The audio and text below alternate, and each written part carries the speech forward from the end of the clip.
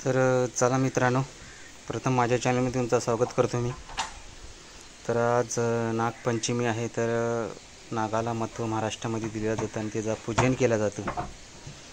तर पूजनासाठी नम्रता वाडकर निघालेली आहेत। तर सर्व पूजनाचा जे प्रकार आहेत नागोबाला ते तुमच्यापर्यंत पोहोचवण्याचा माझा प्रयत्न आहे यूट्यूबच्या माध्यमातून। तर नक्कीच व्हिडिओ पहा, शेअर करा, कमेंट करा, लाईक करा मला। तर ह्या गोष्टी आहेत। तर दूध हा महत्त्वाचा आहे।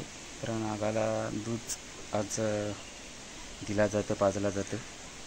तर इतर गोष्टी आहेत।